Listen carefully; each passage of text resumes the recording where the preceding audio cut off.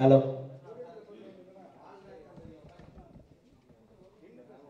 அதாவது வாள் கையில் இருந்தால் பரவாயில்ல, பின்னால் இருந்தால் தான் தப்பு. அனைவருக்கும் வணக்கம். அதாவது எப்போவுமே நான் கூப்பிட்டா எல்லாருமே ஓரளவுக்கு ஆதரவு தந்து வர்றதுக்கு உங்களுடைய பொற்பாதங்களை தொட்டு வருக வருகவென வரவேற்கின்றேன். முன்னாலே வந்து டத்தோசரி வாங்கணும், மலேசியாவிலையும் வாங்கணும், இந்த மன்னர்கிட்டையும் வாங்கணும். அதான் மினிமம் வந்து 3-4 இயர்ஸ் கேப் வேணும் அப்படின்ட்டு. எங்கள் அம்மா வந்து என்னை படிக்க வைக்கிறதுக்கு ரொம்ப கஷ்டப்பட்டாங்க. என் பிள்ளை படிக்கணும், உலகத்திலே பெரிய ஆளாக வரணும் அப்படின்ட்டு. நல்லா படித்து நிறைய பட்டம்லாம் வாங்கணும் அப்படின்னு அடிக்கடி சொல்லிகிட்டே இருப்பாங்க. முதல்ல என்னை பெற்ற தாய்க்கு இந்த தான்சிரி பட்டத்தை என்னை சமர்ப்பிக்கிறேன். என் தாய் அவங்க இப்போ உயிரோடு இல்லை, இருந்தாலும் அவங்க எண்ணத்தை நான் நிறைவேற்றிக்கிட்டு இருக்கேன். அதான் உண்மை. இந்த பட்டம் பொறுத்த வரைக்கும் நிறைய ஒரு 4-5 ப்ராடக்ட் கண்டுபிடிச்சிருக்கோம் இன்னோவேட்டிவாக. சினிமாவில் இருக்கிறோம், தன்னம்பிக்கை பேச்சு உண்டு. இன்றைக்கி 2000 குடும்பங்களுக்கு வாழ்வாதாரமாக வேலை கொடுத்துக்கிட்டு இருக்கேன் இந்தியாவில். விஐபி ஹேர் கலர் ஷாம்பு மூலமாக, ஃபேக்ட்ரி மூலமாக, மார்க்கெட்டிங் மூலமாக. அது இல்லாமல் வந்து சினிமாவில் இருக்கிறோம், நடிச்சுக்கிட்டு இருக்கோம், அதெல்லாம் வேறு. இந்த சைடு ஏவிஎம், இந்த சைடு விஜயவாகினி. இதுக்கு இடையில் சினிமாவுக்கு என்னால் முடிஞ்ச ஒரு சிறிய உதவியாக இந்த ஏசி ஃப்ளோரு 3 ஃப்ளோர் இந்த இடத்துல கட்டி வச்சுருக்கிறேன். இதுவும் சினிமா தான், சினிமாவுக்கு இன்வெஸ்ட்மெண்ட் தான். சினிமாவில் எத்தனையோ பேர் சம்பாரித்து வெளியே இன்வெஸ்ட் பண்ணிகிட்டு இருக்காங்க. நான் வெளியில் சம்பாரித்து ஒரு சினிமாவுக்கு இன்வெஸ்ட் பண்ணிகிட்ருக்கேன். இன்றைக்கி இந்த இடத்துல இருந்த எல்லா ஸ்டுடியோவும் போய் எல்லாமே அப்பார்ட்மெண்ட்டாக மாறி பெட்ரூமாக மாறிடுச்சு. டப்பிங்கு ரீரெக்கார்டிங் பெட்ரூமில் நடந்துக்கிட்டு இருக்கு. இப்போ ஷூட்டிங் வேணும்னா எல்லோரும் இப்போ வந்து காஞ்சிபுரம் போக வேண்டியிருக்கு. ஆனால் அதை மீறி சினிமாவில் என்னால் முடிஞ்ச ஒரு இது இந்த ஆர்கே ஸ்டுடியோ. அதில் தான் இப்போ உட்காந்து முதல் பேட்டி உங்கள்கிட்ட. இந்த அவார்டு பொறுத்த வரைக்கும் ஆல்ரெடி நான் 18 நாட்டில் சிறந்த பேச்சாளர், தன்னம்பிக்கை மோட்டிவேட்டர் பேசுவார் அப்படின்னு சொல்லி கொடுத்துருக்காங்க டாக்டர் பட்டம். அதை மீறி நிறைய ப்ராஜெக்ட் பண்ணிகிட்டே இருக்கிறேன். பெரும்பாலும் சினிமாவில் இந்த மாதிரி அவார்ட்லாம் நிறைய நடக்கும், தமிழ்நாட்டிலேயும் நடக்கும், இந்தியாவில் நடக்கும். என்ன இருந்தாலும் ஆஸ்கார் வாங்குறது தான் எல்லாருமே பெருமையாக நினைப்பாங்க. இல்லை வந்து இட்டாலியில் போய் வாங்கினா நல்லது நினைப்பாங்க. வெளிநாட்டிலேருந்து ஒரு மன்னர் வந்து ஒரு அங்கீகாரம் அப்படிங்கிறது தமிழனுக்கும் தமிழன் செய்கிற தொழிலுக்கும் ஒரு வரவேற்பு உண்டு. விஐபி ஹேர் கலர் ஷாம்பு அப்படிங்கிறது உலகத்திலே இல்லாத, க்ளவுஸ் போடாமல் அப்படியே தொடலான்னு சொன்னேன். வெளிநாட்டுக்காரையும் ஏற்றுக்கல. தமிழ்நாட்டில் இருக்க ஒருத்தன் கண்டுபிடிச்சிருக்குது, அது எப்படி சாத்தியம்? வெளிநாட்டில் மார்க்கெட்டிங் போனவுடனே நிறுத்திடுவான். நான் அழகாக சொல்வது உண்டு. தமிழ்நாட்டில் செருப்பு ஃபேக்ட்ரி வச்சுருக்கவங்க அமெரிக்காவில் செருப்பு தைக்கிறதுக்கு அனுமதிக்க மாட்டாங்க, நம்ம போக முடியாது. ஆனால் அமெரிக்காவில் செருப்பு தைக்கிறவன் இந்தியாவில் என்ன வேணாலும் பண்ணுறதுக்கு அனுமதி உண்டு. அப்படின்னு நம்மளை அலோவ் பண்ணுறது இல்லை. இவங்க கண்டுபிடிப்பா, இந்தியாவில் கண்டுபிடிச்சிருக்கீங்களா? அதெல்லாம் இல்லை அப்படி. என்னால் வந்து உலக அரங்கில் போராட முடியலை. நீங்கள் க்ளவுஸ் எல்லாம் பயன்படுத்தலாம், கண்டுபிடிச்சிருக்கேன். இந்திய அரசாங்கம் 20 ஆண்டுகள் எனக்கு பேட்டர்ன் கொடுத்துருக்காங்க, இன்டெலெக்சுவல் ப்ராப்பர்ட்டி அப்படின்ட்டு. சர்டிஃபிகேட் காமிச்சா கூட ஒத்துக்கல. என்ன பண்ணால் தான் ஏன் ஒத்துக்குவீங்கன்னு கேட்டால், இல்லை சார் அது இந்தியா சைனா அதெல்லாம் அப்படிங்கிறான். அப்போது ஒரு முடிவெடுத்து லண்டனில் போய் கின்னஸ் வேர்ல்ட் ரெக்கார்டு ஆஃபீஸில் அப்ளை பண்ணி, உலகத்திலே வெறுங்கையில் பயன்படுத்தக்கூடிய ப்ராடக்டை ஒரு தமிழனா ஒரு இந்தியனை நான் கண்டுபிடிச்சிருக்கேன், ப்ரூவ் பண்ணுறேன்னு சொல்லி 1000 பேர் தலையில் ஹேர் கலர் இது கிரே ஹேரோடு இருக்கிறவங்களுக்கு ஹேர் கலர் பண்ண வச்சு, வெறுங்கையில் பண்ண வச்சு, கையில் ஒட்டலைன்னு ப்ரூவ் பண்ணதுக்கப்புறம் தான் உலக மார்க்கெட்டில் நான் என்ட்ரி ஆனேன். ஏன்னா இன்றைக்கி இந்தியர்கள் தொழில் செஞ்சாலும் தமிழர்களாக இருந்தாலும் உலக மார்க்கெட்டில் அங்கீகாரம் கிடைக்கல. இந்த அங்கீகாரத்துக்கு ஒரு படிக்கட்டாக தான் இதை நான் பார்க்குறேன். வெளிநாட்டில் இருந்து ஒரு மனித தொழில் செய்கிறாங்க, ஒரு பண்ணுறாரு, இந்தாங்கன்னு சொல்லும்போது வெளிநாட்டில் போகும்போது நமக்கு ஒரு விசிட்டிங் கார்டாக இருக்குது.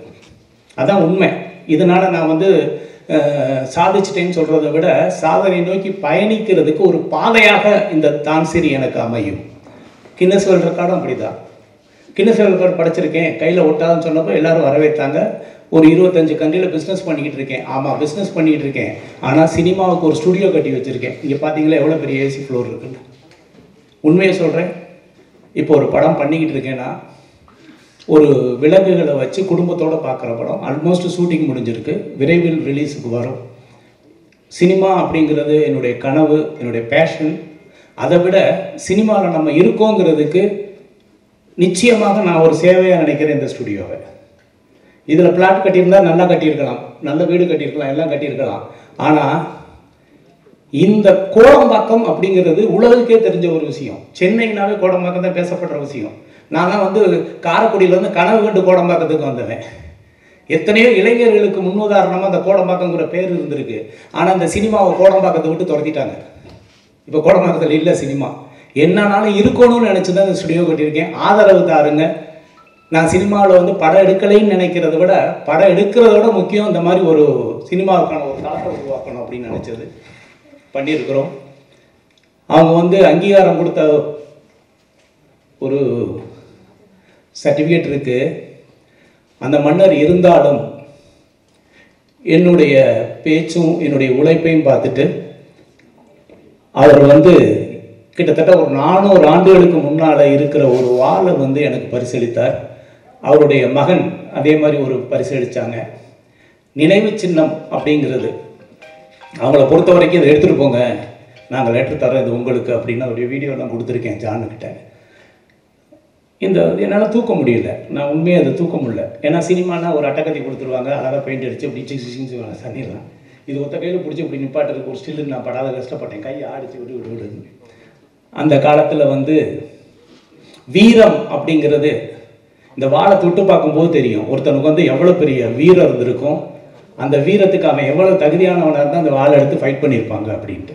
இப்போவும் யுத்தம் நடக்குது உலக லெவலில். கம்ப்யூட்டர் கேம்ஸ் பார்த்த மாதிரி இருக்குது. நீங்கள் வேணால் பாருங்கள், அப்படி தான் இருக்குது. கம்ப்யூட்டர் கேம் மாதிரி தான் இருக்குது. எத்தனையோ யுத்தம் பார்த்துட்டு இருக்கோம்.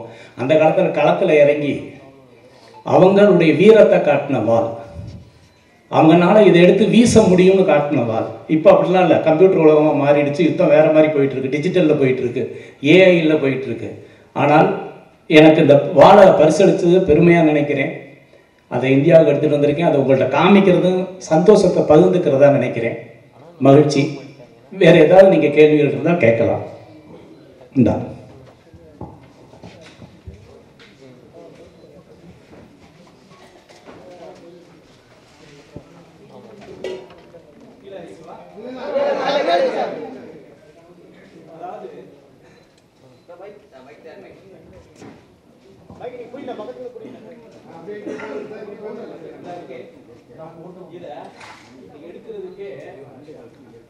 ஒரு ட்ரைனிங் எடுக்க வேண்டியிருக்கு. நான் இதை வந்து ஒரு 50 முறை எடுத்துட்டு தான் எடுக்கிறேன், இல்லைன்னா உள்ளே போடுறதும் கஷ்டம், எடுக்கிறதும் கஷ்டம். இதோடைய வெயிட் அந்த மாதிரி இதில் எழுதியிருக்கிறத பாருங்கள். இதுக்கு மேலே இதை வந்து ஸ்ட்ராங்கு கொடுத்து எத்தனை ஃபைட் பண்ணியிருப்பாங்க, இது எத்தனை பேர் காவு வாங்கியிருக்குன்னா எனக்கு தெரியாது. ஆனால் இப்போ வந்து நினைவு சின்னமாக நம்ம கைக்கு வந்திருக்கு, உங்கள் முன்னால் காமிச்சிட்ருக்கேன். இதை வந்து எப்போவுமே வந்து அவங்க உடைவாள் மாதிரி எப்போவுமே இந்த இருக்க 2 செயின், இந்த செயின் வந்து முன்னாலையும் பின்னாலையும் பெல்ட்டு போட்டால் இது இப்படி இருக்கும்.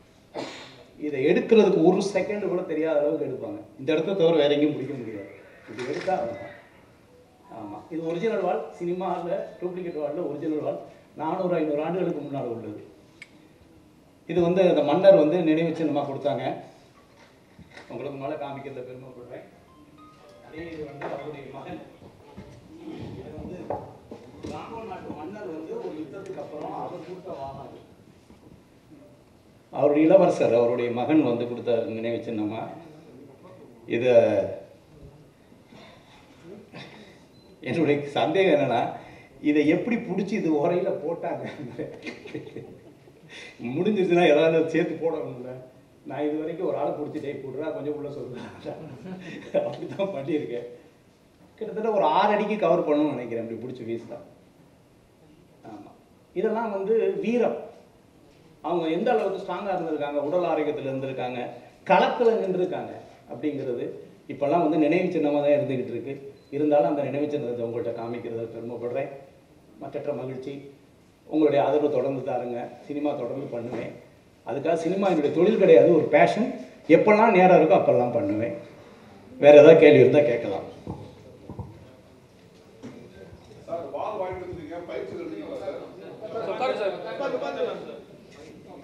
பயிற்சியா அதாவது நமக்கு நமக்கு வந்து ஃபைட்டு மாஸ்டர் இருக்க வரைக்கும் பயிற்சியெல்லாம் தேவையில்லை. ஓரளவுக்கு என் படத்தில் நான் வந்து டூப் போடாமல் தான் பண்ணியிருக்கேன். அத்தனை படமும் நிச்சயமாக வால் ஃபைட்டாக இருந்துச்சுன்னா கற்றுக்குவேன். அதாவது வந்து நிச்சயமாக. ஆனால் பட் இதை வச்செல்லாம் பண்ண முடியாது. ஏதாவது ஆச்சுன்னா அவன் போய் சேர்ந்துருவேன். நமக்கு இருக்கவே இருக்குது காப்பி இல்லையா, டூப்ளிகேட் பண்ணி பண்ணிடலாம். ஆர்கே சார் வாழ்த்துக்கள். ரைட் போடு சார், வாழ்த்துக்கள். எங்களுக்கு வந்து இந்த டர்த்தோஸ்ரீனா என்ன, டான் 3 ஷட்டோனா என்ன, அது என்ன வித்தியாசம், எதுக்காக கொடுப்பாங்க, எந்த நாடு? அதாவது வந்து சேவை மனப்பான்மை புதிய கண்டுபிடிப்பு மக்களுக்கு அப்படிங்கிறது. நான் வந்து பணம் கொடுத்தா கூட 1 லட்சம் கொடுக்கலாம், 2 லட்சம் கொடுக்கலாம், 10 லட்சம் கொடுக்கலாம், கோடி கொடுக்கலாம், திரும்ப திரும்ப எதிர்பார்ப்பாங்க. ஒரு மனிதனுக்கு அறிவு கண்ணை திறந்து விட்டால், தன்னம்பிக்கை என்ற மிகப்பெரிய சக்தியை அவன் மனசுக்குள்ள கொடுத்துட்டா அது என்னைக்கும் ஊற்றெடுக்கும். நான் எத்தனையோ லட்சக்கணக்கான பேருக்கு வந்து தன்னம்பிக்கை எடுத்திருக்கேன். வெற்றியாளர்கள் இருக்காங்க எவ்வளவோ பேருக்கு. என் பேச்சை கேட்டு வாழ்க்கையில் மிகப்பெரிய லெவலில் பொருளாதார சுதந்திரம் அடைஞ்சவங்க எத்தனையோ பேர்.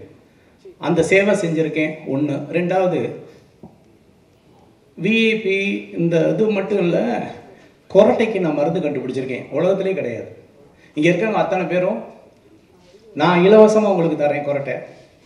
நீங்கள் ஒரு 7 நாள் உச்சந்தலையில் தடவுங்க, கொரட்டை வந்து 0. Sleep apnoea dangerous, heart attack. நிறைய பேர் நைட்டில் செத்து போயிடுவாங்க. காரணம் என்னென்னா கொரட்டை தான் காரணம். ஆக்சிஜன் ஃப்ளோ இருக்காது. அதுக்கு எப்படி இருக்குன்னா 50,000 ரூபாய்க்கு பெரிய மாஸ்க் இருக்குது, சைலன்சர். வண்டிக்கு மட்டும் சைலன்சர் இல்லை, இப்போ மூக்குக்கெல்லாம் சைலன்சர் இருக்குது. 2 சைடு போட்டு பக்கத்தில் பொண்டாட்டி நிம்மதியாக தூங்கணும்னா இவன் சைலன்சர் மாட்டணும். எந்திரிச்சு பார்த்தா நமக்கே பயமாக இருக்கும். ஐயோ எவனோ ஒருத்தன் படுத்து கிடக்கலாம் பக்கத்துல. இப்போல்லாம் கொரட்டை வந்துச்சுன்னா அவங்க அந்த ரூம், இவன் எந்த ரூம், அப்படி தானே இருக்க வேண்டியிருக்கு. அதுக்கு ஒரு ரெமிடி உலகத்திலேயே சாப்பிட்றது இல்லை. உச்சந்தலையில் தடவுனாவே கொரட்டை நிற்கும்னு நம்ம வந்து ப்ரூவ் பண்ணியிருக்கோம். ICMRI வெப்சைட்டில் அது அப்ரூவ்டு, இந்தியனுடைய மெடிக்கல் கவுன்சிலில் அப்ரூவ்டு. அவருடைய சர்டிஃபிகேட் தரேன், பேப்பர் தரேன், பயன்படுத்துங்க. உங்களுக்கு கொரட்டை நிற்கலைன்னா பணத்தை நான் ரீஃபண்ட் தரேன். உலகத்துக்கே சேவை செய்கிறாங்க. அதில் சொல்லியிருக்காங்க, நைட்டு உச்சந்தலையில் தடவடி படுத்திங்கன்னா உங்களுக்கு ஹார்ட் அட்டாக் வராது, ஆக்சிஜன் நல்லா ப்ரீத் பண்ண முடியும் அப்படிங்கிற அளவுக்கு சர்டிஃபிகேட் வாங்கியிருக்கோம். Clinically proven. அது கண்டுபிடிச்சிருக்கேன். இது மக்களுக்கான சேவை. விஐபி ஹேர் கலர் ஷாம்பு மக்களுக்கான சேவை. கொரோனா நேரத்தில் நான் நிறைய சேவை செஞ்சது, மாஸ்க் வாங்கி கொடுத்ததெல்லாம் விட, காலையில் எந்திரிச்சு ஒரு கஷாயம், அந்த கஷாயத்தை காக்கல் பண்ணி முழுங்கிட்டா இன்னைக்கு கொரோனா வைரஸ் வந்து உங்கள் மூக்குலையும் உங்கள் தொண்டையிலையும் அஃபெக்ட் ஆகாது அப்படின்னு. அதுவும் ICMRI அப்புறம். இங்கே வந்து செட்டிநாடு மிஷன் இருக்கு இல்லையா, அங்கே கிட்டத்தட்ட 2000-3000 பேருக்கு கொடுத்து அப்ரூவல் பண்ணி வச்சுருக்கிறேன். இந்த 3 கண்டுபிடிப்பும் மக்கள் சேவைக்காகத்தான் பண்ணதான். அதெல்லாம் பேஸ் பண்ணி கொடுக்கக்கூடியது தான் இந்த மாதிரி அங்கீகாரம். இது எந்த நாட்டில் கொடுத்தாங்க? இந்த விருது வாங்கினால உங்களுக்கு விஷா ஏதாவது சிறப்பு சலுகைகள் அந்த நாட்டில் உண்டா? அந்த நாட்டில் உண்டு நிச்சயமாக. எந்த நாடு அங்கீகாரம் பண்ணாலும் போகலாம், ஏர்போர்ட்டில் ஃப்ரீயாக போகலாம் வந்து, அதெல்லாம் உண்டு. நான் இன்னொன்று சொல்கிறேன், என்கிட்ட இன்னமே போனால் அங்கே போலீஸ் வந்து ஏர்போர்ட்டில் வந்து கூட்டிகிட்டு போவாங்க வண்டியில், ஃபோன் பண்ணி நீங்கள் சொல்லணும் அப்படின்னாங்க. நான் அந்த மாதிரிலாம் எதையும் பயன்படுத்துறது இல்லை உண்மையாக. அவரை பொறுத்த வரைக்கும் அவ்வளோ வயசானவர், பார்த்தீங்கன்னா தெரியும். அவர் வந்து அங்கே நிறைய மக்கள் சேவை செஞ்சுருக்கிறாங்க. இது வந்து பிலிப்பைன்ஸ் நாட்டில் ஆச்சேன்னு சொல்லிட்டு ஒரு நாடு. அங்கே சுனாமி வந்து 3 லட்சம் பேர் செத்து போயிட்டாங்க.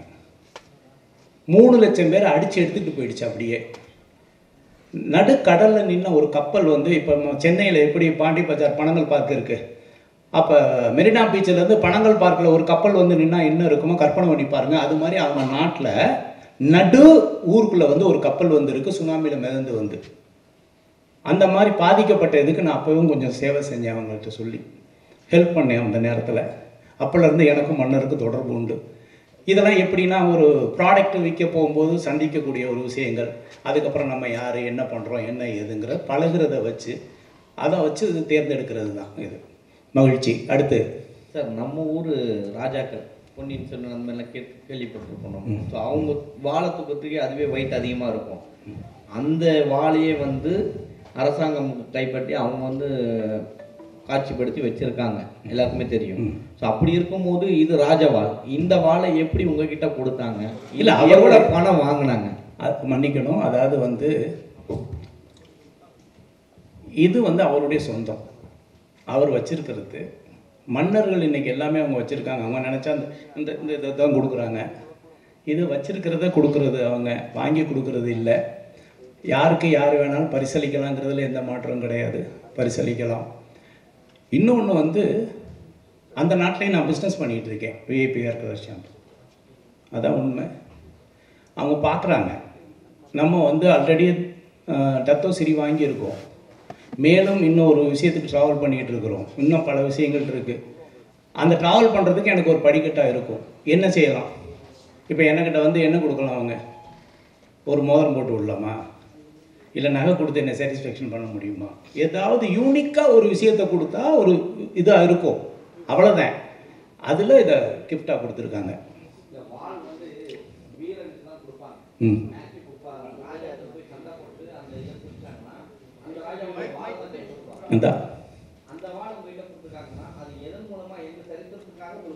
மனிதர்களுடைய எண்ணத்தை மாற்றி அமைக்கக்கூடிய வீரனாக நான் இருக்கிறேன்.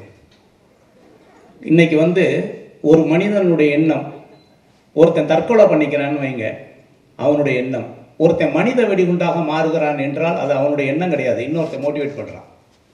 தன்னுடைய இடுப்பிலே தானே ஒரு குண்டை கட்டிட்டு அதை பட்டன் அமைக்கி ஒருத்தன் சாகுடான்னு சொல்லணும்னு ஒருத்தன் மோட்டிவேட் பண்ணுறான்னு வைங்களேன். இந்த ஆயுதத்தை விட வார்த்தை என்ற ஆயுதம் மிகப்பெரியது. உன் உயிரை நீ மாய்த்துக்கொள் என்று அவனையே மனித வெடிகுண்டாக மாற்றக்கூடிய சக்தி நம்முடைய வார்த்தைக்கு இருக்குது, நம்மளுடைய மோட்டிவேஷனுக்கு இருக்குது. இந்த உலகமே அதில் தான் இருக்குது. நீங்கள் எவ்வளோ பேராக இருந்தாலும் சரி, பெரிய படம் வச்சிருக்கிறதா இருந்தாலும் சரி, இயக்கமாக இருந்தாலும் சரி, மோர் தென் ஆயுதத்தை விட வார்த்தைக்கு அதிக சக்தி உண்டு. மோட்டிவேட் பண்ணுறாங்க. என் பின்னால் ஒரு கூட்டம் இருக்குது அப்படின்னு சொல்கிறாங்களே, எதை வச்சு சொல்கிறாங்க? அவங்களுடைய வார்த்தையை வச்சு தான், அவங்களுடைய பேச்சை வச்சு தான். என்னை பொறுத்தவரை இந்த ஆயுதத்தை விட உங்களுடைய பேச்சு மிகப்பெரிய ஒரு ஆயுதம். எண்ணத்தை மாற்றிவிடும், வாழ்க்கையை வளமாகவும் மாற்றிவிடும். இல்லை என்றால் தற்கொலை செய்யக்கூட அது தன்னை மாற்றிவிடக்கூடிய சக்தி வாய்ந்தது. வாளுக்கு அது கிடையாது, மனிதனுக்கு அது உண்டு. நீ நினைத்தால் ஒரு மனிதனை மாற்றி விடலாம், வெற்றியாளனாக இல்லை உயிரை மாய்த்துக்கொள் என்று 2 வழிகள் இருக்கிறது. அதனால் பேச்சுக்கு அதிக சக்தி உண்டு. சார் வணக்கம். ஆர்கே சார் வாழ்த்துக்கள் சார். வாழ்த்துக்கள் சார். சார் நீங்கள் கொரட்டைக்கு மருந்து கண்டுபிடிச்சிருக்கேன் அப்படின்னு சொன்னீங்க. அதை உச்சந்தரையில் வச்சா ஹார்ட் அட்டாக் கூட வராது அப்படின்னு சொன்னீங்க. இரவுல தூங்கும் பொழுது ஹார்ட் அட்டாக் வராது. நம்ம நாட்டில் நல்ல விஷயங்களை கண்டுபிடிச்சா அதை அங்கீகரிக்க மாட்டாங்க அப்படின்னு எல்லாருக்குமே தெரியும். அதை வெளிக்கொண்டு வர விட மாட்டாங்க. நீங்கள் கண்டுபிடிச்ச பொருளை வெளிக்கொண்டு வர விட்டாங்களா சார்? கண்டுபிடிச்சிருக்கேன், கிளினிக்கல் ஸ்டடி பண்ணியிருக்கேன். 500 பேரை வச்சு 1 மாதத்துக்கு அவங்கள தூக்க வச்சு ஸ்லிப் ஸ்டடி பண்ணி, இன்றைக்கி இவ்வளோ சவுண்ட் இருக்குது, இவ்வளோ ஆக்சிஜன் ஃப்ளோ இருக்குது, இதை பயன்படுத்தினா என்ன இருக்குதுன்னு மார்க்கெட் பண்ணிகிட்டு இருக்கேன். ஆனால் அதுலேயும் பேர் வைக்கக்கூடாது, கொரட்டை நின்றுன்னு சொல்லக்கூடாது, இப்படி பல சட்டத்திட்டங்கள்லாம் இருக்குது, புரியுதுங்களா? அதையும் மீறி அந்த நியமம் மாற்றி எல்லாம் மாற்றி பண்ணிகிட்டு இருக்கிறோம். இன்னொன்று நான் கேரண்டி தரேன், தலையில் தடவி கொரட்டை நிற்கிறேன்னு பணத்தை ரீஃபண்ட் தரேன், அந்த கேரண்டி தரேன். ஏன்னா இது வரைக்கும் கிட்டத்தட்ட ஒரு 50,000 பேர் யூஸ் பண்ணியிருக்காங்க. கிட்டத்தட்ட 4-5 வருஷமாக பண்ணிகிட்டு இருக்கேன். ஆமாம், யாருக்காக இருந்தாலும் நான் உங்களுக்கு இலவசமாக தரேன், நீங்கள் பயன்படுத்துங்க, கவலைப்படாதீங்க. சார் இன்னைக்கு கொரட்டையால் பல குடும்பங்களில் டைவர்ஸ் நடந்திருக்கு சார். கொரட்டையால் பல குடும்பங்களில் டைவர்ஸ் நடந்திருக்கு. அப்படி இருக்கும்போது நீங்கள் அதுக்கு ஒரு மருந்தை கண்டுபிடிச்சிருக்கீங்க. அதை நீங்கள் ஏன் சார் இப்போ அதிகமாக ப்ரமோட் பண்ணலை? ஏன் சுனோர் கேர் விஐபின்னு போட்டால் நெட்டில் இருக்குது, அமேசானில் இருக்குது, ஃப்ளிப்கார்ட் எல்லாத்துலேயும் இருக்குது. இல்லை, விஐபி சுனோர் கேர் ஆயில். ஓகே ஐயா சார், அதான் மோட்டிவேஷன் நல்லா பேசுகிறீங்க. இதை மக்களுக்கு பயன்படுத்துக்கு அரசியலில் வரலாம்ல, நீங்கள் அவங்கள மோட்டிவேட் பண்ணலாம். ஒன்றும் இல்லைண்ணா, தப்பாக நினைக்காதீங்க. நான் வந்து என்றைக்குமே அரசியல் வேண்டாம்னு நினைக்கிறேன். அரசியல் பண்ணுறதுக்கு நிறைய பேர் இருக்காங்க, நமக்கு அரசியல் வேண்டாம். நம்ம தெரிஞ்சது என்ன இருக்கோ அதை செஞ்சுட்டு போவோம், தெரியாது நமக்கு எதுக்கு. சரி சார், உங்கள் குருநாதர் மாதிரியே மனுஷன் நம்பாமல் விலங்கு வச்சு படம் பண்ணுறீங்க, அதில் மனுஷர்கள்னு நடிக்கிறாங்களா? கட்டாயமான, அதாவது யோகி பாபு அவர்கள் இருக்கிறார்கள், தம்பி ராமையா அவர்கள் இருக்கிறார்கள், நாசர் சார் இருக்கிறாங்க, நிறைய ஆர்டிஸ்ட். நான் என் படம்னாவே எல்லா ஆர்டிஸ்ட்டும் பக்கத்தில் நிப்பாட்டிக்குவேன். என்னை கொஞ்சம் பார்க்கணுன்னா அவங்களும் இருந்தால் சேர்த்து பார்ப்பாங்கன்னு. அதனால் தனியாக மட்டும் ஹீரோன்னு நினைக்கிறது இல்லை, டீம் ஒர்க்குன்னு நினச்சி ஆல் ஆர்டிஸ்ட்டு நல்ல பாப்புலர் ஆர்டிஸ்ட் போட்டு தான் பண்ணியிருக்கிறேன். இதில் ஒரு அனிமல்னால் ஒரு வீட்டில் வளர்க்குற நாய். உண்மையை சொல்லணும்னா ஆணவ கொலை அனிமல்ஸையும் விடவில்லை. இன்னைக்கு ஆணவ கொலையை பற்றி எல்லாரும் பேசிகிட்டு இருக்கோம். பணக்காரன் வீட்டில் ஒரு நாய் இருந்தால் அந்த ஆணவ கொலை எப்படி இருக்கும், அதுதான் இந்த படத்துடைய கதை. ஓப்பனாகவே சொல்கிறேன். அந்த நாய் வந்து தங்கத்தட்டில் சாப்பிடுது, ஏசியில் படுத்துருக்குது, ஆனால் பெண் நாய். ரோட்டில் போகிற ஒரு ஏழையுடைய ஆண் நாய், அதுக்கு 2க்கு லவ் வந்துருச்சு. யோசிச்சு பாருங்க. இது எந்த அளவுக்கு ஒரு பணக்காரன் ரிவெஞ்சுக்கு ஆனான்னா, நம்ம மனுஷனை பற்றி பேசிகிட்டு இருக்கங்க, அவன் வளர்த்த பெண் நாய்க்கு வந்த லவ்வுக்கு எதிரியாக மாறுறாங்க. அதாங்க கதை. சொல்லிட்டேங்க. ஆனால் படம் பாருங்க, நல்லா இருக்கும்.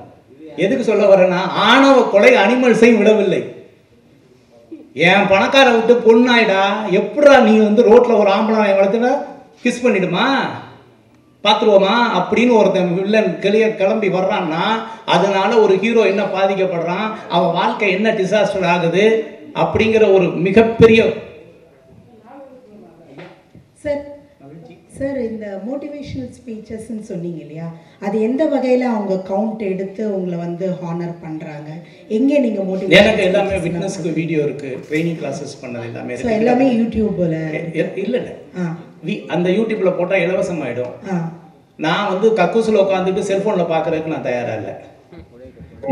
இப்போ நீங்கள் வந்திருக்கீங்க, நீங்கள் இன்வால்வ் ஆகிருக்கீங்க, உங்களுடைய ப்ரொஃபஷனலுக்கு நீங்கள் முக்கியத்துவம் கொடுத்துருக்கீங்க. அதையே நான் செல்ஃபோனில் பேசி அப்படி அனுப்பிச்சோன்னா உங்களுக்கு எங்கே இருக்கணும் அங்கே உட்காந்து இது ஆர்கே சாருடைய பேட்டின்னு பார்த்துக்கிட்டு இருப்பாங்க. தன்னம்பிக்கை அப்படி இல்லை. என்னுடைய கண்ணு பேசணும், கை பேசணும், என் உடம்பு பேசணும், அதை இங்கேருந்து உணரணும். அப்போ தான் தன்னம்பிக்கை வரும், இல்லைன்னா வரவே வராது. அதான் முக்கியம். அதனால தயவு செய்து நான் டிஜிட்டலில் மாற்றி விட்டு 2 இன்ச்சில் என்னை சுருக்க தயாராக இல்லை. நான் நடத்துகிற ட்ரைனிங்காக இருந்தால், மோட்டிவேஷன் இருந்ததுன்னா நீங்கள் வரணும், ஃபுல் டே இருந்து தான் பார்க்கணும். ஆமாம், செல்ஃபோனே நாட் அலவுடு. நீங்கள் வாழ்நாள் பூரா செல்ஃபோன் பேசுகிறீங்க, பேசிட்டு போங்க, பரவாயில்ல. இன்றைக்காவது ஒரு 4 மணி நேரம் சொல்கிறத கேளுங்கன்னு தான் சொல்லுவேன். ஒன்றும் இல்லை, ஃப்ளைட்டில் போனோம்னா என்னங்க சொல்கிறாங்க முதல்ல, அப்புறம் சுவிட்ச் ஆஃப் அப்படி. இந்த டிஸ்டன்ஸை ட்ராவலில் கடக்கிறதுக்கே சுவிட்ச் ஆஃப் பண்ண சொன்னாங்கன்னா, வாழ்க்கையில் பொருளாதார சுதந்திரம் அடைகிறதுக்கு கொஞ்சம் சுவிட்ச் ஆஃப் பண்ணிட்டு காதை கொஞ்சம் திறந்து வைங்கன்னு சொல்கிறோம், வேற ஒன்றும் இல்லை. மகிழ்ச்சி. அடுத்து சார், ஒரு நாய் கதை சொன்னீங்களே, இப்போ நன்றி உள்ள கதை சொன்னேன். சமீபத்தில் பார்த்தீங்கன்னா ஒரு பொலிட்டீஷியன் அந்த நாயை அடித்ததுனால ஒரு பெரிய இதுவே ஆச்சு, பிரளயமாச்சு. எச் ராஜா அவர் மேலே வழக்கு தொடரப்பட்டதுன்னு சொல்லி தகவல் வந்திருக்கு. ஸோ அதன் மெயின் பண்ணி தான் நீங்கள் இந்த படம் எடுக்க. இது வந்து லவ். எச் ராஜாவை இது பண்ணுறதுக்காக அப்படிலாம் ஒன்றும் இல்லை, இது காதல் சம்மந்தப்பட்டது. ஒரு பணக்கார வீட்டில் ஒரு நாய் வளர்க்குறாங்க, பெண் நாய் வளர்க்குறாங்க. அது வந்து ஒரு ஏழை ஆண் நாயை காதல் பண்ணிடுது. நீங்கள் அதை அடித்தது இல்லை. இந்த நாய் வந்து என் நாய் எவ்வளோ பெரிய பணக்கார நாய், நீ என்ன ரோட்டில் போகிற ஒரு இதை வச்சுட்டு என்கிட்ட பழக விடுறியான்னு. அதையும் மீறி அந்த நாய் ஏறி குதிச்சு அந்த காம்பவுண்டுக்குள்ளே வந்து பழகுது. இதுதான். ஆனால் ஹீரோ என்ன பாதிக்கப்படுறாங்கிறதான் கதை. சார், ஆர் கட்டன், கேமரா வந்து பாலசுப்ரமணியம் சார், இசை வந்து இமாம் சார். சமீபத்தில் பார்த்தீங்கன்னா சீரியல் ஆக்டர் ஒரு நடிகை வந்து ஒரு ஆடிஷனில் ஒரு தவறான ஒரு வீடியோ, இப்படி தான் பண்ணணும் அப்படின்னு சொல்லி ஆடிஷன் பண்ணதா ஒரு வீடியோ லீக் ஆச்சு. சீரியல்லே இந்த நிலைமைனா சினிமாவில் எந்த நிலைமையில இருக்குது பெண்களுடைய இது பாதுகாப்பு? அதாவது வந்து பெண்கள் பாதுகாப்பு அப்படிங்கிறது உலகத்திலேயே எல்லா நாட்டிலையும் பேசக்கூடிய விஷயம். கரெக்ட். நம்ம எல்லாருமே ஒரு விதமான அனிமல். உண்மையாக சொல்கிறேன், நம்ம எல்லாருமே அனிமல் தான், விலங்கினத்தை சார்ந்தவர்கள் தான். நம்ம இன்னைக்கு நீங்கள் அங்கே உட்காந்துருக்கீங்க, நம்ம இங்கே உட்காந்துருக்கோம் அப்படின்னா நம்மளை பாதுகாக்கிறது நம்மளுடைய சட்டம். முடிஞ்சால் ஒரு 24 மணி நேரம் இந்த நாட்டில் உள்ள சட்டத்தை மட்டும் நீங்கள் ஃப்ரீஸ் பண்ணிவிட்டு யார் வேணாலும் என்ன வேணாலும் பண்ணுங்கன்னு சொல்லி பாருங்களேன், என்ன நடக்கும்? யாரும் பணக்காரனாக இருக்க மாட்டான், எந்த பெண்களாக இருந்தாலும் யார் இருந்தாலும் யாருமே இருக்க மாட்டாங்க. உண்மையை சொல்கிறேன். நீங்கள் நானும் இன்னைக்கு இப்படி உட்கார்ந்துருக்கோம்னா நம்மளை காற்றில் இந்த சட்டம் நம்மளை பாதுகாக்கிறது. யாரையாவது பார்த்து கை நீட்டி உன்னை கொண்டு விடுவேன்னு சொன்னோம்னா சட்டம் பாதுகாக்குது. கையை பிடிச்சி இழுக்கலாம்னு சொன்னால் சட்டம் பாதுகாக்குது. இதை மீறி தவறுகள் நடக்கிறது அப்படிங்கிறது நடந்துகிட்டே தான் இருக்குது. இந்த உலகத்தில் திருடனா பார்த்து திருத்த ஒழிக்க முடியாதுங்கிற மாதிரி உண்மையாலுமே கடுமையான சட்டங்கள் இருக்கிறது, இன்னும் கடுமையாக்கப்பட வேண்டும்ங்கிறத என்னுடைய வேண்டுகோள்.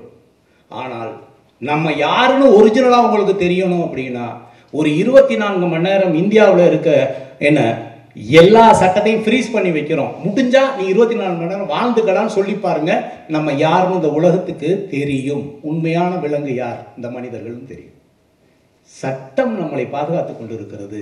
சட்டம் நம்மளை நிம்மதியாக தூங்க வைத்துக் கொண்டு இருக்கிறது. சட்டம் காற்றில் கலந்து நமக்கு பயத்தை காமிச்சிருக்கு. இதை செய்யாத, அதை செஞ்சிடாத, இதை பண்ணிடாத, அதை பண்ணிடாத, தனியாக அப்படி இருக்குது அது அப்படின்னு சொல்லி வச்சுருக்காங்க. சட்டம்தான் இன்னும் கடுமையாக்கப்பட வேண்டும். அந்த பயம் இல்லைன்னா இப்படி வேணால் செஞ்சு பாருங்கள். நான் சொல்கிறது செஞ்சு பாருங்கங்க. 24 மணி நேரம் சட்டமே கிடையாது. என்ன வேணாலும் தப்பு பண்ணிக்க, ஜாலியாக இருந்துக்க, யாரும் பணத்தை வேணாலும் எடுத்துக்க, யாரை வேணாலும் கையை பிடிச்சி எடுத்துக்க, நீ எதை வேணாலும் பண்ணிக்க சொல்லி பாருங்களேன். இப்போ நான் நேர்மை நாணயம் பேசுகிறேன். நம்மளுடைய உண்மையான கோணம் என்னன்னு அன்னைக்கு தெரியும். இன்னைக்கு நம்ம இப்படி வாழ்றதுக்கே சட்டம் தான் பாதுகாப்பு, சட்டம் தான் நம்மளை தனித்துவத்தில் வச்சிருக்கு. சட்டத்தை இன்னும் கடுமையாக்கப்பட வேண்டும்.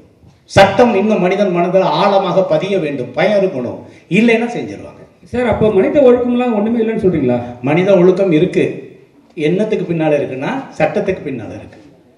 யாரையுமே வந்து கோபம் வந்தோடனே கை நீட்டி அடிச்சிடக்கூடாது. கரெக்டா? இதில் ஒழுக்கம் இல்லை, கோபம். நான் வந்து ஒருத்தரை அடிக்கக்கூடிய என் தம்பியை நான் அடிக்கலாம், கரெக்டா? ஆனால் தம்பியை கூட அடிக்கக்கூடாது, அது சட்டம். அப்போ என்ன சொல்ல வரேன்னா சட்டம் அதை விட காத்துல கலந்துருக்குன்னு சொல்கிறேன். நமக்கு எப்பாவது ஒரு ட்ரிப் கோபம் வரலாங்க. அப்போ சட்ட விதிமீறலாம் நடக்குது சார். அதான் சார், சட்ட விதிமீறல் நடக்குதுல்ல, போலீஸ் என்கவுண்டர்லாம் நடக்குது. அதுதாங்க சொல்கிறேன். அவங்க மட்டும் சரி பண்ணலாமா? அது இல்லை, நான் என்ன சொல்ல வரேன்னா அது இதையே சட்டமாகத்தான் வடிவமைச்சிருக்காங்க. என்கவுண்டருங்கிறது சட்டமாக்கப்படுகிறது இல்லையா?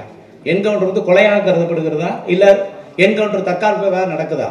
ஏதோ ஒரு லீகல் பாயிண்ட் எடுத்துக்கிறாங்கல்ல. ஆமாம், என்னை பொறுத்தவரை பெண்கள் பாதுகாப்புக்கு இன்னும் கடுமையான சட்டம் இயற்றினால் நல்லது. அவ்வளோதான். மகிழ்ச்சி சார். இப்போ தமிழ் சினிமாவில் வந்து ரொம்ப நலிஞ்ச நடிகர்லாம் இருக்காங்க. இப்போ உங்க கூட நடித்த வடிவேல் சார் கூட வந்து இப்போ நடிக்கிறதே கிடையாது. ஸோ இந்த படத்தில் நடிக்க வருவாரா? நடிச்சு கூப்பிட்டீங்களா அவரை? ஆல்ரெடி நான் கொடுத்து வச்சு 1 கோடி அவர்கிட்ட பணம் இருக்குது. அவர்கிட்ட கதை சொன்னேன். அவர் ஹீரோவை தான் நடிப்பேன் அப்படிங்கிற ஒரு மனநிலையில் இருந்தார். அதனால கொஞ்சம் பேச்சுவார்த்தையில் இருக்கும். அவர் இறங்கி வந்தால் சத்தியமாக மீண்டும் அவருக்கு சந்தர்ப்பம் வழங்கப்படும். அதாவது நம்ம காமெடிக்கு வடிவேல் சார் மாதிரி முடியவே முடியாது. பாடி லாங்குவேஜ் அசத்திக்க முடியாது அவர் வச்சு. கரெக்டாக? ஒரு காலகட்டங்கள் உண்டு இல்லையா? நிச்சயமாக பார்ப்போம். சார், நிறைய படங்கள் இப்போ வர படங்கள் வந்து சில படங்கள் வந்து அவர் ஹீரோ இல்லாமல் நடிக்கிறாரு. ஆனால் வந்து ஆர்கே சார்கிட்ட மட்டும் ஏன் நான் ஹீரோ மட்டும் நடிக்க அப்படி இல்லை. நான் பேசும்போது சொன்னார், இப்போ நடிச்சுக்கிட்டு இருக்காரு. நிச்சயமாக நம்ம அடுத்த படத்தில் ஒன்று பண்ணுவோம். இப்போ அந்த படத்தில் பண்ண வேண்டியதான் இப்போ தம்பிராமையா அவர்கள் பண்ணிக்கிட்டு இருக்காங்க. இதில் நிச்சயமாக கூப்பிடுவேன். ஆல்ரெடி அட்வான்ஸ் கொடுத்து வச்சுருக்கேன், பயன்படுத்திக்குவேன். சார், என்னோட ஒரே ஒரு விஷயம், இப்போ நீங்கள் தலைக்கு மேலே வந்து அந்த இது வச்சா கொரட்டை வராதுன்னு ஒரு விஷயம் சொல்லியிருந்தீங்க. ஆனால் வந்து நிறைய பேருக்கு என்ன ஒரு டவுட்னா, அந்த கெமிக்கலை தலையில் வச்சா முடி கொட்டிடுமோ, அது வந்து நீங்கள் உறுதிப்படுத்த முடியுமா? மன்னிக்கணும், அது கெமிக்கல் கிடையாது, ஒரு நேச்சுரல் ஆயில். ஒரு இயற்கையிலேயே ஒரு மூலிகையிலிருந்து எடுக்கப்பட்ட ஆயில். இல்லை சார், நீங்கள் பேமெண்ட் ரிட்டர்ன் பண்ண தரேன்னு சொல்கிறீங்க, அது நியாயமான விஷயம். ஒருவேளை முடி கொட்டிடுச்சுன்னா அதனால கொட்டாது. முடி வளருமே ஒழிய கொட்டாது. அதுதான் கிளினிக்கலி ப்ரூவன் அப்படின்னு சொல்கிறது. அதுக்கு தான் ஐசிஎம்ஆர் அப்ரூவல் கொடுத்துருக்கோம், டெஸ்ட் எடுத்திருக்கோம், எல்லா டாக்குமெண்ட்டும் வச்சுருக்குறோம். ஏதோ சும்மா சொல்கிறது இல்லை. பஸ் ஸ்டாண்டு பக்கத்தில் ஐயா வாசாமி வாசாமி இதை எடுத்து சாப்பிட்டு பாரு சாமி, சாமி நல்லா வரும் சாமி, நீ ஒரு 10 ரூபா கட்டி அப்படிலாம் சொல்லலை.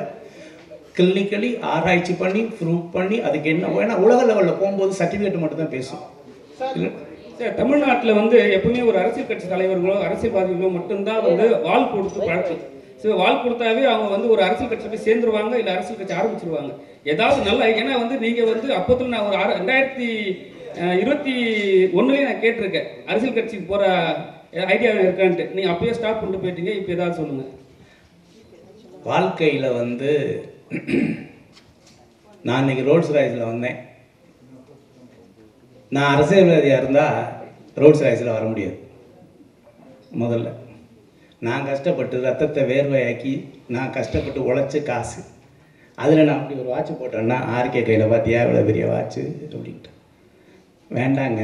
சேவை செய்கிறதுனா நான் நேரடியாகவே நான் சம்பாதிக்கிற பணத்தில் எவ்வளோ பேருக்கு சேவை செஞ்சிட்ருக்கேன். அரசியலில் தான் சேவை செய்யணும்னா அரசியல் சேவை செய்ய நிறைய பேர் இருக்காங்க. நான் மக்களுக்கு சேவை செய்யணும்னா நான் சம்பாதிக்கிற பணத்தை நான் நேரடியாகவே மக்களுக்கு செய்கிறதுக்கு தயாராக இருக்கேன். நமக்கு அரசியல் அப்படிங்கிறது ஓட்டு போடுறதோடு என்னுடைய அரசியல் முடிந்தது. நன்றி. சார், அப்போ விஜயோட அரசியல் அதே மாதிரி தான் இருக்குமா? விடுங்க, அடுத்து அது அவர்கிட்ட கேட்கணும்.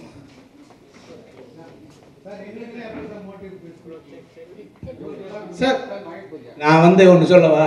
அதாவது ஜான் வந்து எப்போ சொன்னாலும் சரி, ஒரு சார் நம்ம எதாவது அப்படி பண்ணணும் இப்படி பண்ணணும் எதாவது சொல்லுவார். நான் சினிமா ப்ரொஜெக்ஷன் முடிஞ்சு நான் தான் முதல் இந்த கிஃப்ட் கொடுத்து விட்டேன், வீட்டுக்கு தூக்கிட்டு போங்க சார். ஏன்னா அதுவே ஒரு மோட்டிவேஷன். உண்மையை என்னுடைய எல்லா படத்துக்குமே ஒரு gift கொடுத்துருக்கேன், எல்லாருக்கும் கொடுத்துருக்கேன் இந்தாங்கன்னு. அப்போ வந்து அதுவே ஒரு மோட்டிவேஷன் தான். நீங்கள் போகிறீங்க, நீங்கள் சாப்பிட்றீங்க, படம் பார்க்குறீங்க, உங்களுடைய இல்லத்தரசியும் உங்கள் குழந்தைகளுக்கும் நீங்கள் என்ன சொல்ல போகிறீர்கள்? அப்பா அந்த படத்தை பார்த்துட்டியாப்பா, நீங்கள் மட்டும் எல்லாத்தையும் பார்த்துட்டு வந்துடுங்க, கரெக்டாக இல்லையா? முதல்ல சிந்தனை பண்ணேன், பரவாயில்லையா ஆர்கே படம் பார்த்தாருன்னா ஒரு கொடுத்து விட்டாங்க அப்படின்ட்டு. வீட்டுக்கு பயன்படுற பொருளாக தூக்கிட்டு போங்கன்னு சொல்லி தான் கொடுத்து விட்டேன். அதுவே ஒரு தன்னம்பிக்கையான விஷயந்தான். ஓகே, நீங்கள் உலகத்துக்கே உப்பு புளி பார்க்குற ஆளுங்க, கரெக்டாக இல்லையா? ஆமாம், எல்லாம் நக்கீரர் மாதிரி ஐயா எவ்வளோ தப்பு இருக்கோ அதை மன்னிச்சுட்டு எதை பார்த்து கொடுக்கணுமோ பார்த்து எழுதி கொடுக்கன்னு சொல்ல வேண்டிய எல்லா வேலையில் நம்ம இருக்கவே ஒழிய.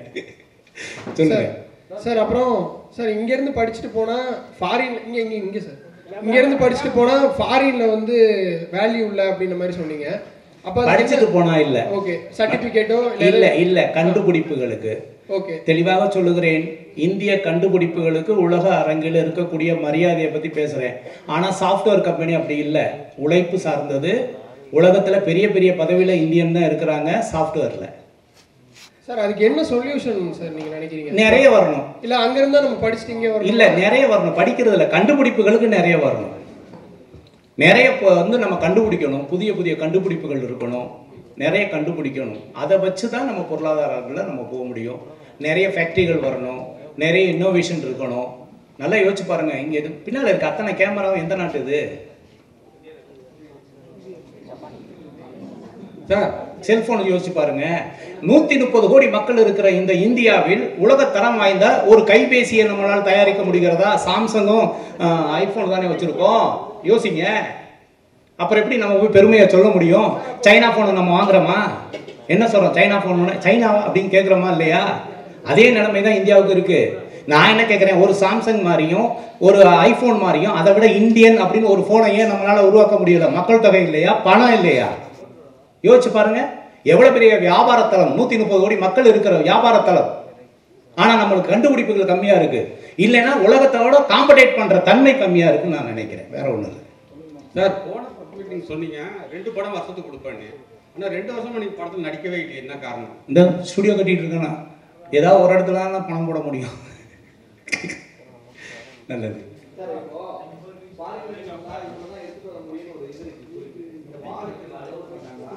நீங்க வந்து வெளிநாட்டுல இருந்து கத்தி வாங்கி வரலாம். ஏன்னா பெரிய பெரிய கத்திலாம், ஆர்டிஃபிஷியல் கத்திலாம் இருக்குல்ல, பெருசா இருக்கு இல்லையா? தங்கம் தான் எடுத்துட்டு வரக்கூடாது. ஓகே,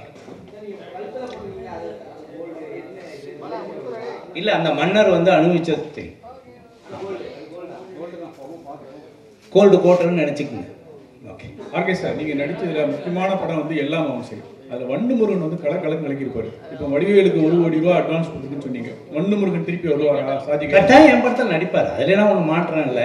அந்த கதையில் அவருக்கு மாற்று கருத்து இருந்திருக்கலாம். அவருக்கு ஏற்ற ஒத்த கருத்தாக இருந்தால் நிச்சயமாக அவர் நடிப்பதற்கு தயாராக இருப்பார். நெருங்கிய கூட அந்த 1 கோடி ரூபாய்க்கு எப்படி சார் மனசு வந்தது? இவ்வளோ நாள் அப்படியே வச்சிருக்காரு அவர்? அப்படிலாம் ஒன்றும் இல்லை. அந்த படம் பேசி ஷூட்டிங் போகிற நிலைமையில இருந்தது. அது டைரக்டருக்கும் அவருக்கும் உள்ள ஒரு சின்ன இஷ்யூனால அவர் சரி சார். இன்னைக்கு இருக்கிற சுச்சுவேஷனில் நார்மல் பர்சனே ப்ரொமோஷனுக்கு அதிகமாக பண்ணுறாங்க. அப்படி அதுக்கு அடுத்தது பார்த்தீங்கன்னா அரசியலுக்கு போயிடுறாங்க. இன்னைக்கு 2 அரசியல் ஆயிடுச்சு. இங்கே சினிமா துறையிலிருந்து பெரிய அளவுக்கு ஜாமான் ஒருத்தர் போயிருக்காரு, எல்லாருமே கூப்பிடக்கூடியவர் விஜய் அவர்கள். ஸோ சினிமா துறையை சார்ந்து நீங்களும் இருக்கிறீங்க, சினிமா துறையிலும் வந்துட்டு இருக்கீங்க. ஸோ நீங்கள் அவருக்கு சப்போர்ட் பண்ணுவீங்களா, இல்லை அரசியல் புரிதல் இல்லை அப்படின்னு சொல்லிட்டு ஒதுக்கிடுவீங்களா? சீரியஸாக சொல்ல வரேன். எம்ஜிஆர் வந்து சினிமாவில் வந்து வரலையா? யாரும் வரல, எல்லாருமே வந்திருக்காங்க. என்னை பொறுத்தவரை வந்து நான் இது அரசியல் மேடையாக கருதவில்லை, அவ்வளோதான். சப்போர்ட் பண்ணலை அப்படி நினைக்கல. அதாவது வந்து வளர்ந்து வர்ற எல்லாருக்குமே யாராக இருந்தாலும் சரி, அவங்கவுங்க அவங்க கடமையை செய்ய போகிறாங்க, அவங்க கருத்தை சொல்ல போகிறாங்க, மக்கள் ஏற்றுக்க போகிறாங்க. இப்போ நான் அரசியலுக்கு வரேன்னு என்கிட்ட கேட்டால் பரவாயில்ல, என்ன நான் அரசியல் சார்ந்து ஓட்டு போடுறதோடு நிறுத்திக்கிட்டு இருக்கேங்கிறதே சொல்லியிருக்கிறேன். எல்லாரும் வரணும், எல்லாரும் மக்களுக்கு சேவை செய்யணும், எல்லாருமே களத்தில் இறங்குறது நிச்சயமாக நாகரிகமான செயல், அதில் மாற்றமே கிடையாது.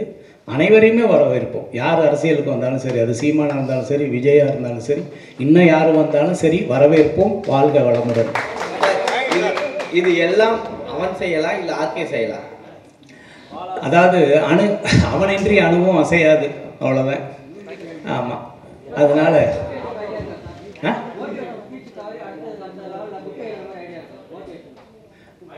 இதை வந்து கிட்டத்தட்ட ஒரு 15 ஆண்டுகளாக இந்த கேள்வி உண்டு. மேபி என்னுடைய கருத்து தவறாக இருக்கலாம். இந்த உலகத்தில் யாரெல்லாம் வெற்றி அடைய முடியும் என்று புத்தகம் எழுதினார்களோ அவர்கள் தன்னுடைய வாழ்க்கையில் சாதிக்க முடியாத ஒரு விஷயத்தை புத்தகமாக மாற்றி காட்டியிருக்கிறார்கள். இதையெல்லாம் செய்தால் நீங்கள் வெற்றி அடைய முடியும் என்று.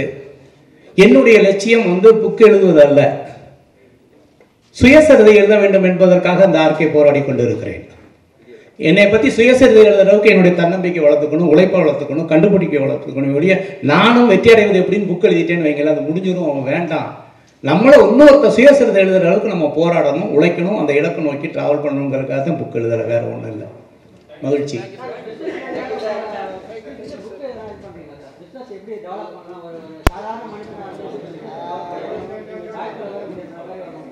தொழில் வந்து எல்லாருமே வந்து சீக்ரெட் அப்படின்னா நம்ம காப்பி பண்ணிடலாம். தொழிலில் வெற்றி அடைகிறது வந்து சீக்ரெட் கிடையாது, மேஜிக். நகைக்கடை எடுத்துக்கோங்க, எல்லாமே 916 KTM தானே. ஒரு நகைக்கடையில் 2000-3000 பேர் உள்ளே நிற்கிறான், பக்கத்தில் உள்ள நகைக்கடையில் 4 பேர் உள்ளே போகல. நகை தானேங்க, நகை தானே. சீக்ரெட்டாக இருந்தால் நானே பிரிண்ட் அவுட் எடுத்து உங்களுக்கு கொடுத்துருவேனே, இந்த சீக்ரெட்டை பயன்படுத்துக்குன்னு சொல்லிட்டு. மேஜிக் ஆஃப் சக்ஸஸ்னு ஒன்று இருக்குது. இந்த தொழிலில் வெற்றியாளர்கள் வந்து மேஜிக் ஆஃப் சக்ஸஸ் தான் பண்ணுறாங்க. ஒரு மியூசிஷியன் மாதிரி தான் இருக்குது.